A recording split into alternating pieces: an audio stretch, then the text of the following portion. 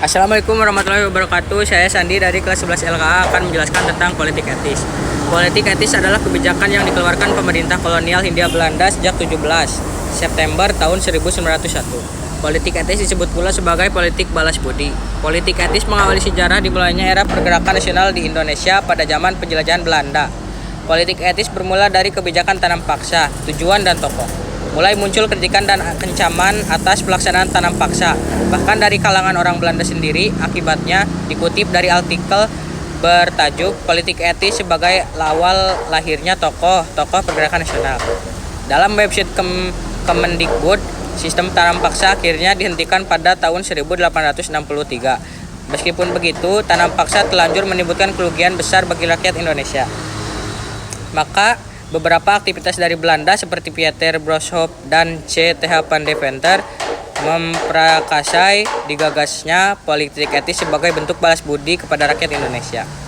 Isi politik etis. Politik etis berfungsi kepada desentralisasi politik, kesejahteraan rakyat dan efisien terkait isinya.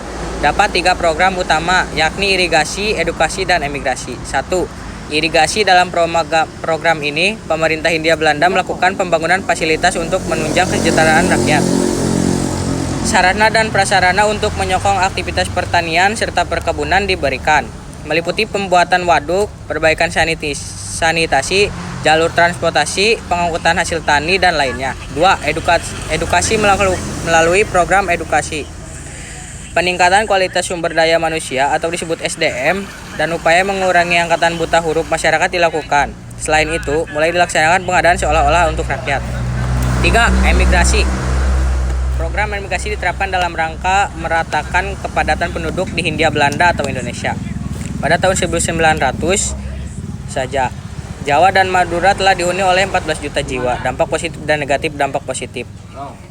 Meskipun terjadi penyelewengan yang menimbulkan dampak negatif, politik etis setidaknya juga menghadirkan beberapa dampak positif bagi bangsa Indonesia. Diterapkan politik etis memicu lahirnya sebagai organisasi pergerakan dan perhimpunan yang bersifat daerah maupun nasional di Indonesia. Beberapa di antaranya adalah Budi Utomo, Syarikat Islam, Indes Partis, dan lainnya.